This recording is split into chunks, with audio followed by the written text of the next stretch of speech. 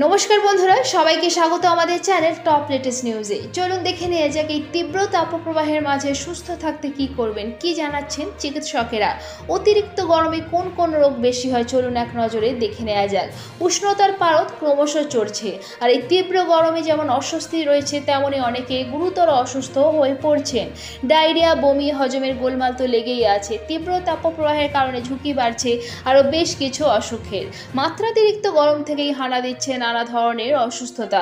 চিকিৎসকদের কথায় যা গরম পড়েছে তাতে সুস্থ থাকাটা সত্যি একটা বড় চ্যালেঞ্জ। তবে সুস্থ তো থাকতেই হবে, তার জন্য প্রথমেই রোদ এড়িয়ে চলতে হবে, কারণ এই প্রখর রোদের তাপ থেকে বিভিন্ন রোগের ঝুঁকি বাড়ছে। গ্রীষ্মের মৌসুমে শুরুর সময় থেকে হিটওয়েভ সবচেয়ে আশঙ্কার বিষয় হয়ে দাঁড়িয়েছে। এই তাপপ্রবাহ থেকে কোন রোগগুলির ঝুঁকি বাড়ছে জানাচ্ছেন চিকিৎসকেরা। চলুন এক নজরে জেনে নেওয়া যাক। যেমন হিটপিডিমা, গরমে অনেকের হাত পা ফুলে যায়। চিকিৎসক পরিভাষায় যাকে বলে হিটপিডিমা।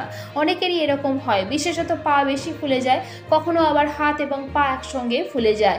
এই রোগের বিশেষ কোনো ওষুধ নেই। বিশ্রাম নিলে, বেশি করে জল খেলে আর উঁচু বালিশের উপর পা তুলে রাখলে দ্রুত সেরে ওঠে। তারপরেই রয়েছে হিট ক্র্যাম্প। গরমে কায়িক পরিশ্রম বেশি হলে কিংবা দীর্ঘক্ষণ শরীরচর্চা করলে হিট ক্র্যাম্প হতে পারে।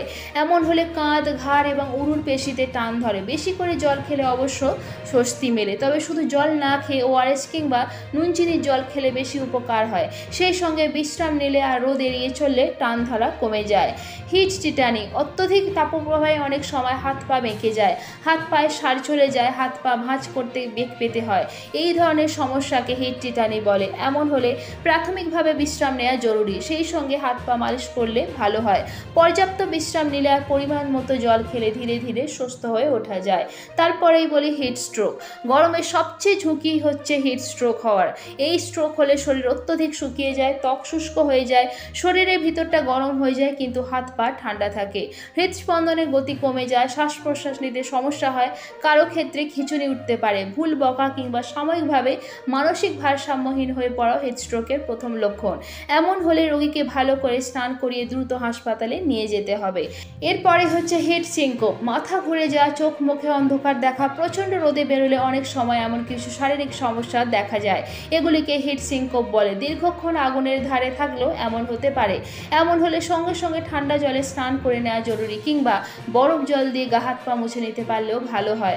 অবশ্যই বেশি করে জল খেতে হবে, না হলে যে কোনো সময় এমনটা হতে পারে। চিকিৎসকেরা আরও জানাচ্ছেন যে গরমের সবচেয়ে বড় সমস্যা হলো ঘামাচি, কিন্তু অনেকে বিষয়টিতে ততটা গুরুত্বও দেন না। ঘামাচি কমাতে অধিকাংশই ট্যালকম পাউডার ব্যবহার করেন, তাতে হিতে বিপরীত হয়। পাউডারের কারণে ধর্মগ্রন্থিগুলিতে সংক্রমণ হয়, তখন চিকিৎসকের কাছে ছুটতে হয়। তবে আগে থেকে বিষয়টি নিয়ে সচেতন হলে বাড়াবাড়ি হওয়ার সুযোগ থাকে না।